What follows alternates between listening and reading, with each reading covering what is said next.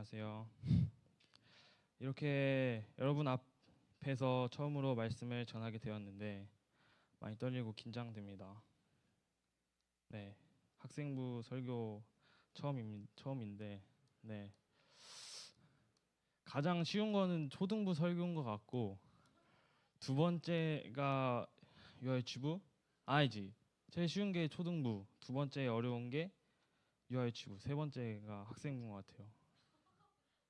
왜냐면 준비를 하면서도 이제 이렇게 초등부랑 유치부는 이렇게 뭐 설교 예시문 그런 게 있어가지고 좀 편하게 할 수 있는데 학생부는 이게 무에서 유를 창조해내야 되니까 좀 어려웠던 것 같아요. 네, 그래서 다들 한 주 동안 잘 지내셨나요? 네, 다들 개학을 하신 걸로 아는데 오랜만에 학교를 갔는데 어떠셨나요? 네, 새로운 반, 뭐 새로운 선생님, 친구 만나서 뭐 새롭고 적응하는 기간이었을 것 같은데, 네, 저도 이제 평일에는 학교에 학생이니까 학교를 갔는데 이제 또 오랜만에 가니까 좀 새롭더라고요. 이제 새로운 학년이 되고 선배들이랑 동기들도 오랜만에 만나고 또 후배들도 들어가니까 새로웠던 것 같아요. 그리고 또 지난주에 헬라어 수업을 처음으로 들었는데 네, 자퇴하고 싶어요. 진짜 저 그냥 다 기호인데 이걸 뭐 어떻게 하라는 건지 다 외워야 된다는데 네, 네, 힘든 이제 수업을 시작하는데 여러분도 힘내셔서 1년 화이팅 합시다.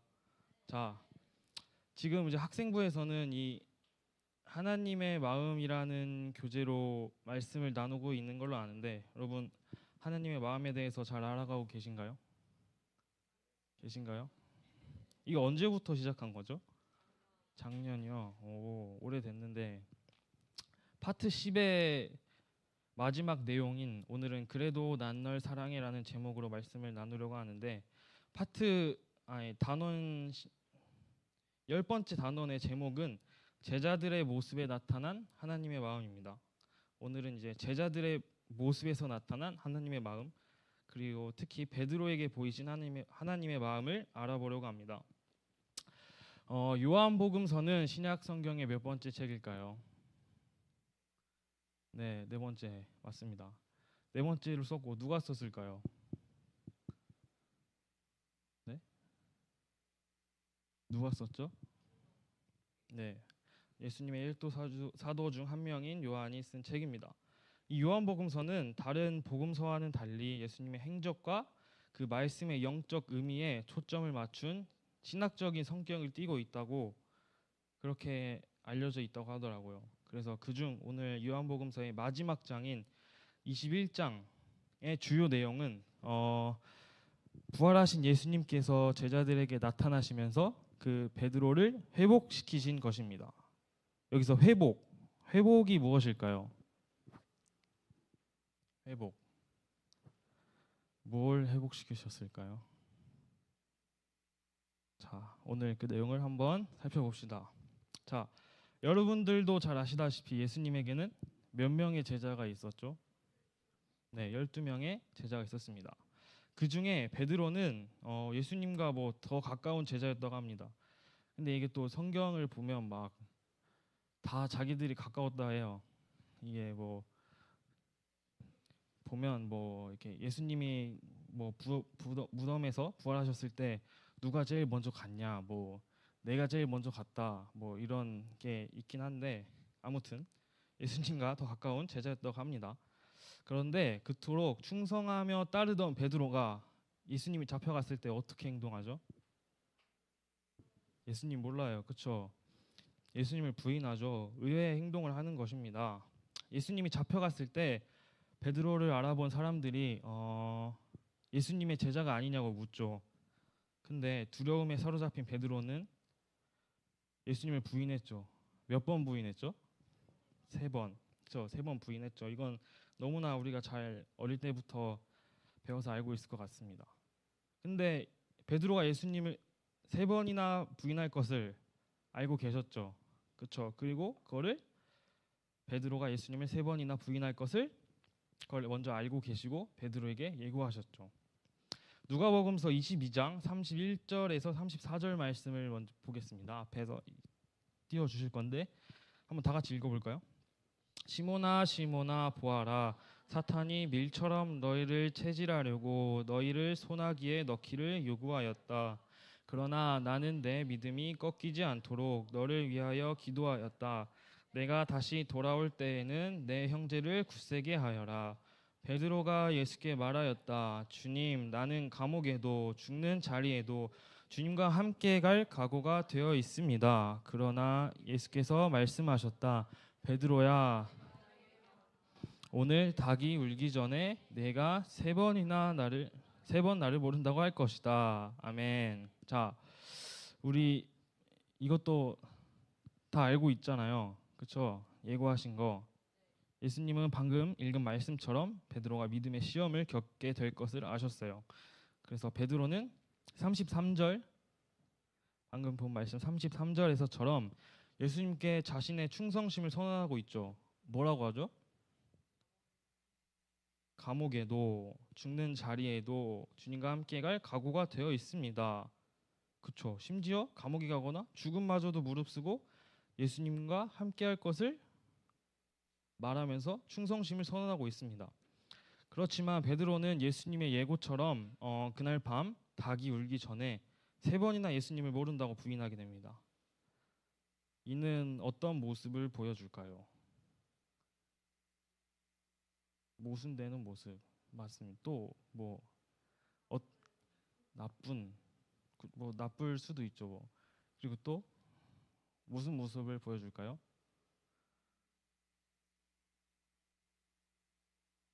네, 우리의 인간의 뭐뭐함,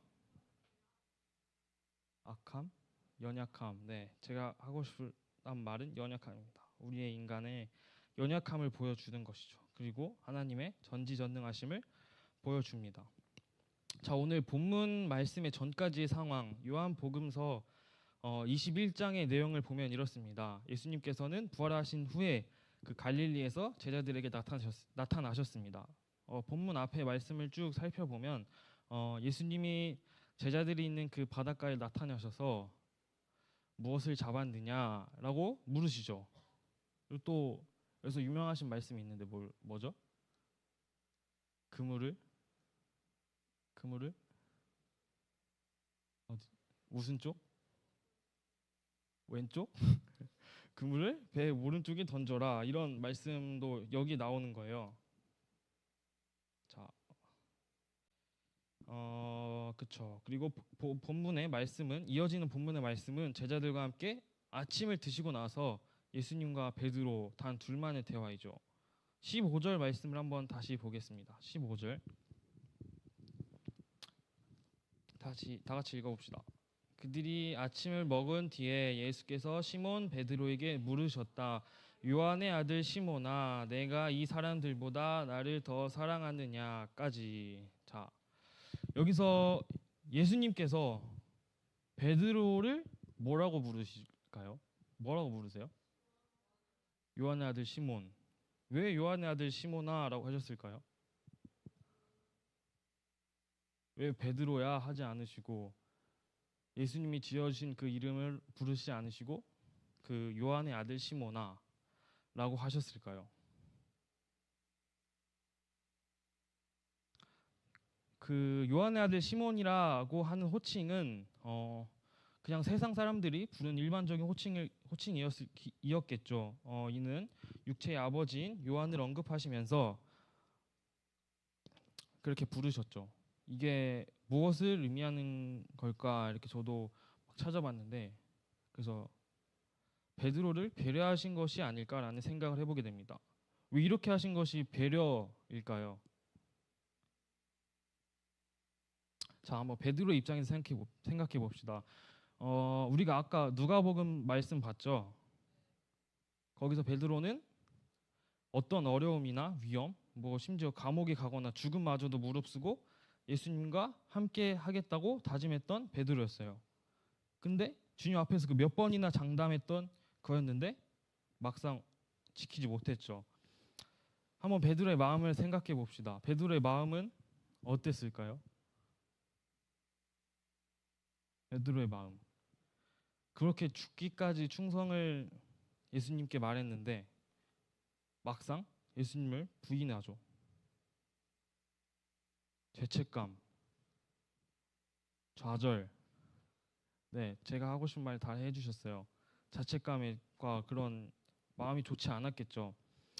여러분 만약에 여러분이 비슷한 상황이라면 어떨 것 같아요? 자, 이 비유가 맞을지 모르겠는데 그냥 한번 생각해 봅시다. 자, 만약 여러분이 누군가와 약속을 했어요. 근데 그 많은 대상 중에 여러분 이성 친구라고 해봅시다. 자, 이성 친구 다 있으세요?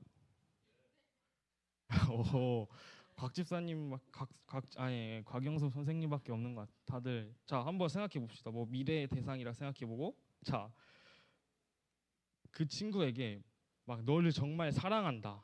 어떤 상황이 왔을 때도 내가 너를 끝까지 지켜줄게. 자 누군가 싸우는 일이 있어도 정말 어떤 죄를 지어서 무슨 일이 생겨도 그 너를 지켜줄 거야. 정말 의리와 사랑을 외치면서 약속을 했어요. 여러분이 만약에 약속을 했다 쳐봐요. 자, 근데 막상 뭐 이렇게 약속을 했던 그 상황이 왔어요. 근데 그 상황이 왔을 때 그런 약속은 생각도 나지 않고 뭐 내가 언제 그랬어 나 아닌데라고 했다고 쳐보자고요. 자, 그러면 내가 그 상황이라면 어땠을까? 그 약속했던 기억들을 떠올리면서 그렇게 떠올리면 그렇게 약속했던 나인데 정말 그렇게 사랑하고 지켜줄게라고 했던 나였는데 부끄럽고 약속을 지키지 못한 내가 어땠을까요? 원망. 그렇죠. 뭐 다 할 수 있겠죠. 뭐 그런 부끄럽고 약속을 지키지 못한 내가 싫었을 것 같아요. 여러분도 그렇죠? 자, 베드로라는 이름의 뜻이 무엇인지 아십니까, 여러분? 베드로. 반석? 네, 맞습니다. 반석입니다. 제 반석이란 말을 사전에 쳐왔어요.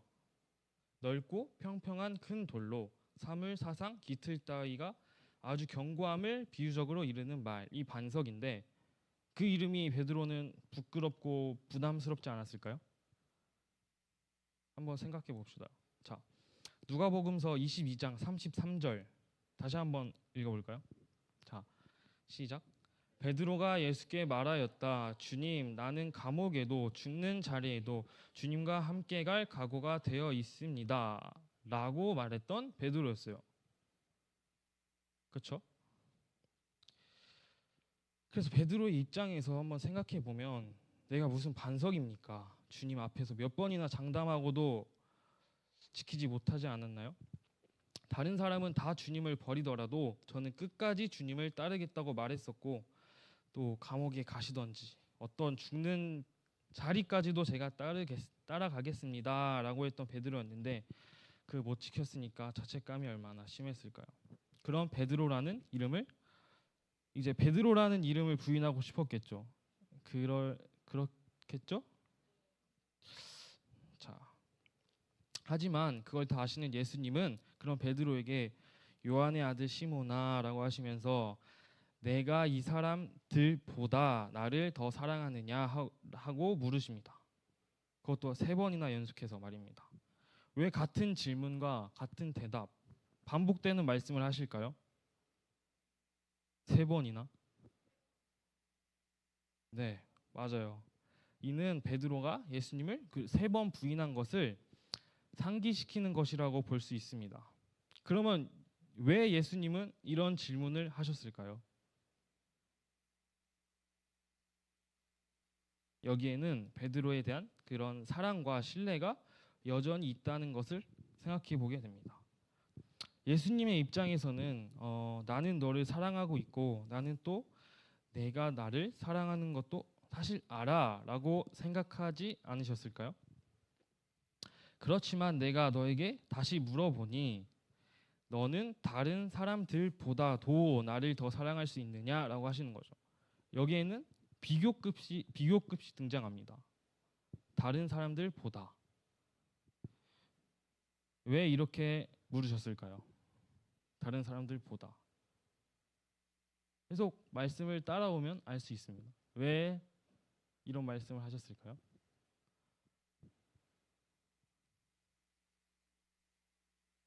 자, 아까 닭이 울기 전에 3번 부인할 것이다 라고 하기 전에 베드로가 뭐라 했을까요?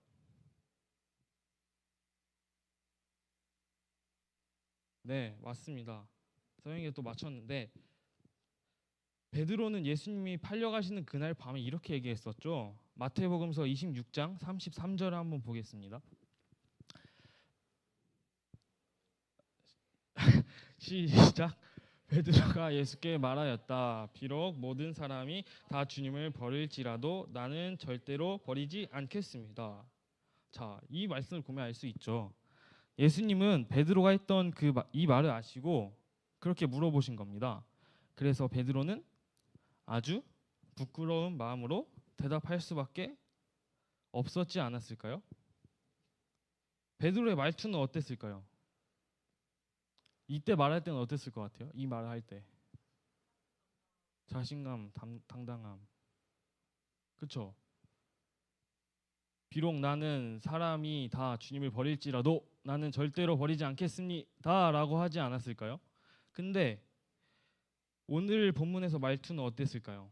그 전에는 당당하고 용감했던 베드로였다면 이제는 조용하고 좀 낮은 어투로 말했을 것 같아요. 주님, 그렇습니다. 내가 주님을 사랑하는 줄을 주님께서 아십니다. 라고 말입니다. 그리고 주님께서 그 후에 내 어린 양을 먹이라, 잘 돌보아라 라고 말씀하시죠.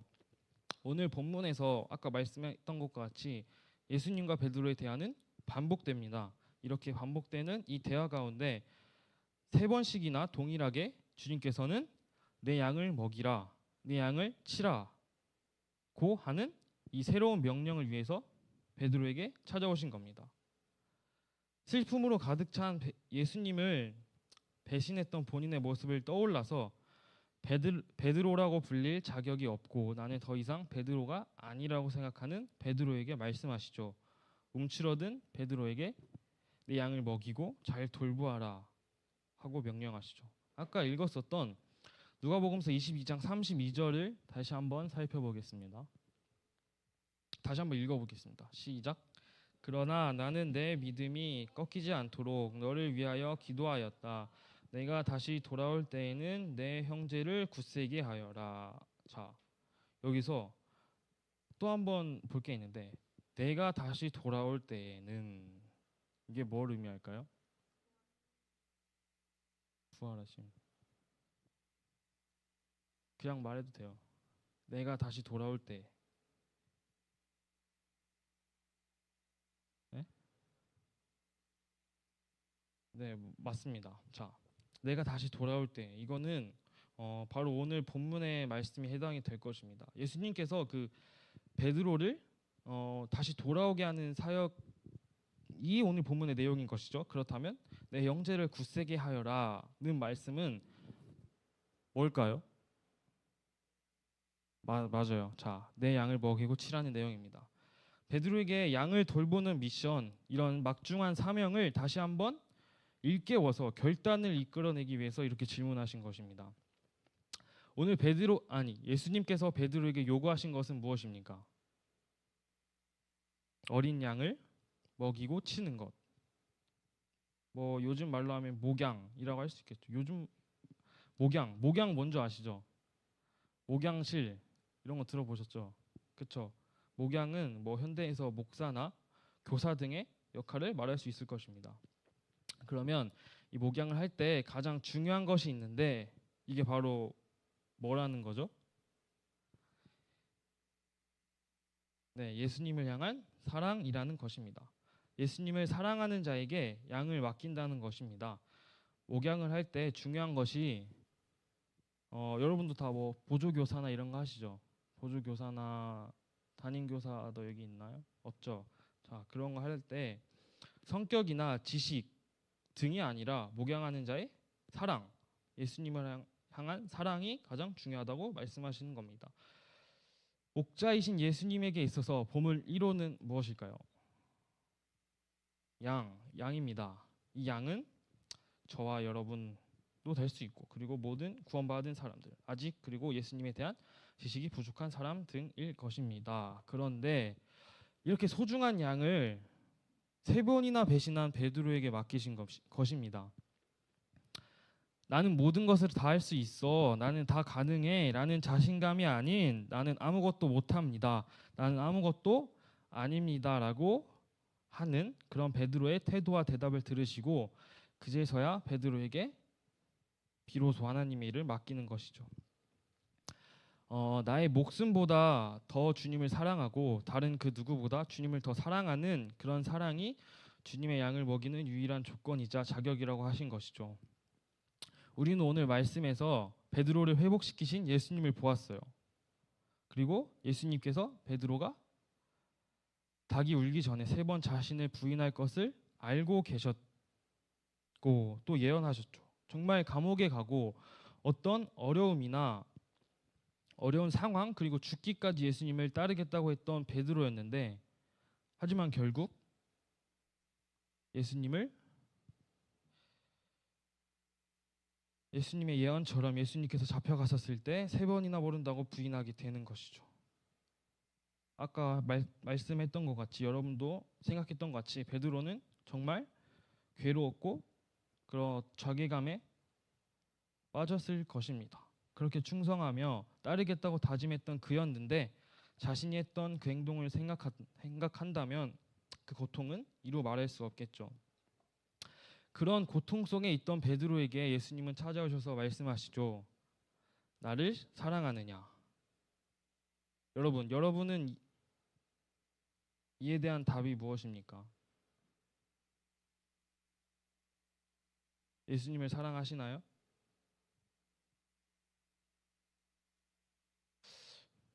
우리도 오늘 이 베드로가 그렇게 충성을 다짐했는데 부인한 것을 보고 왜 그랬어? 라고 할 수도 있지만, 오늘날 이런 베드로의 모습이 우리에게는 없을까요?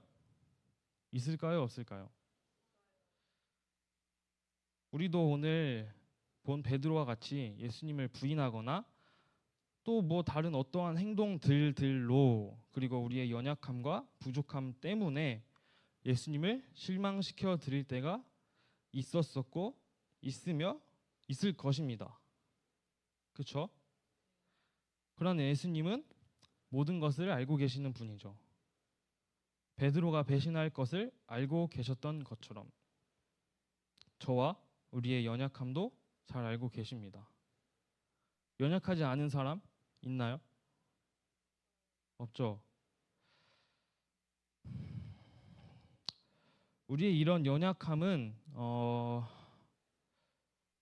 부끄러움이 아닌 예수님 없이는 살 수 있는 존재임을 증명해주는 은혜의 통로입니다. 그렇다고 나는 연약해, 나는 죄인이야 라고 하면서 죄를 지으면 될까요? 안 될까요? 안 되죠. 그렇죠. 예수님 없이는 살 수 없다라는 그런 생각을 가지며 살아야 됩니다. 그러므로 삶에서 예수님을 배반하거나 또한 실망시켜 드리는 일이 있어도 우리는 다시금 예수님께 나아갈 수 있는 것이죠. 예수님은 우리를 끝까지 사랑하면서 기다려주시고 기다려주실 것입니다.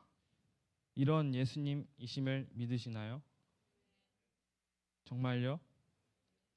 이런 예수님을 사랑하시나요? 원래 제가 막 이렇게 말씀을 준비하면서 막 뭐 어떤 찬양을 하면 좋을까 막 그래 생각했는데 베드로의 고백이라는 찬양 아시나요? 아님 잠깐요, 아직이요. 그래서 원래 이 찬양을 할까 생각했고 좀 이따 할 건데 지금이 무슨 기간이죠, 저희? 그래서 또 어떤 뭐 영상을 보고 싶어서 이렇게 생각을 하고 있었는데 여러분 막 늦게 끝나면 또 저 싫어할까봐 볼까 안 볼까 고민했는데 보고 같이 찬양했으면 좋겠다는 생각을 하게 됐어요. 여러분 목사님도 이렇게 몇 번 이 영화에 대해 말씀하셨는데 패션 오브 크라이스트라는 영화를 보신 적이 있으신가요? 아니죠. 본 사람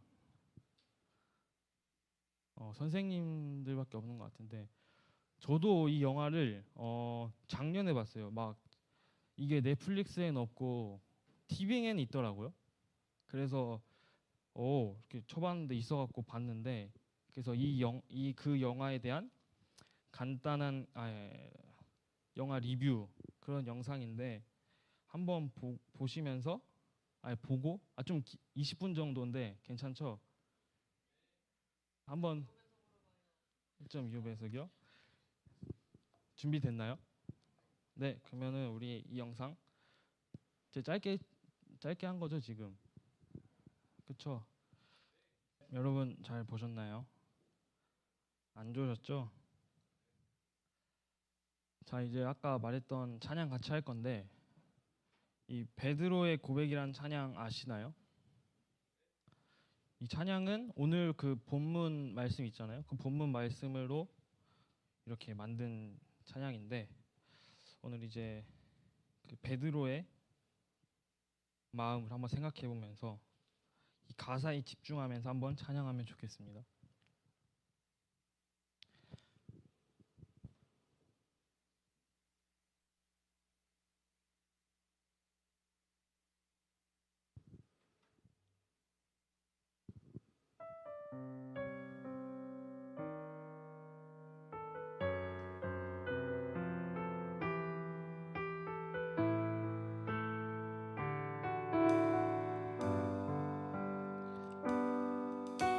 내가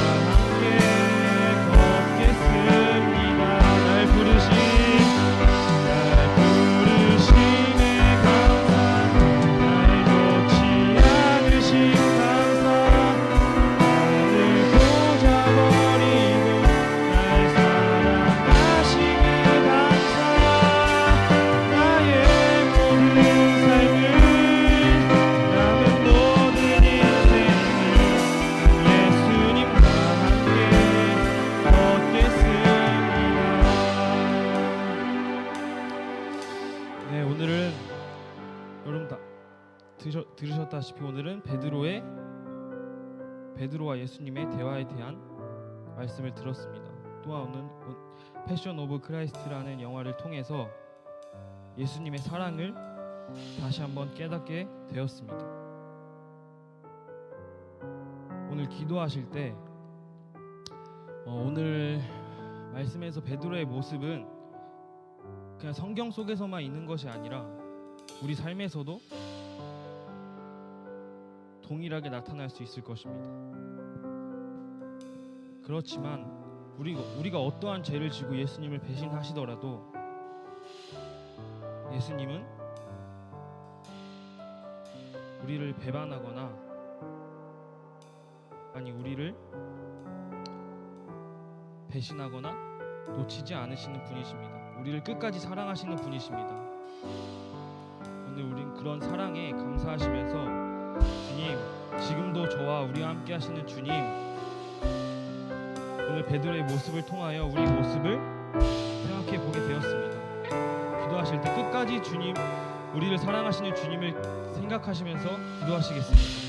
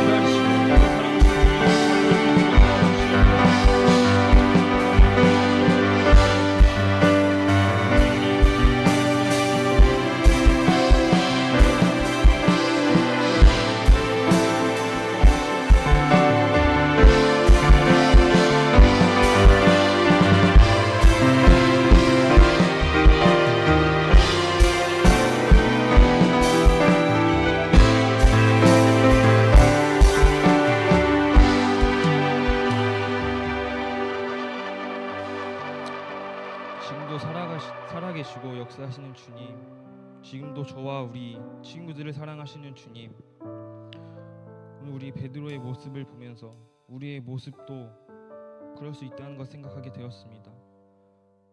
우리가 어떤 죄를 지더라도 예수님을 배반하고 실망시켜 드리는 일이 있어도 예수님은 우리를 끝까지 사랑하시고 기다려 주시는 것임을 압니다. 그런 주님을 항상 믿으며 그런 주님을 항상 사랑하는 저희 학생부 친구들 될 수 있도록 인도하여 주시옵소서. 모든 말씀 지금도 살아계시고 역사하시는 예수님의 이름으로 기도드렸습니다. 아멘.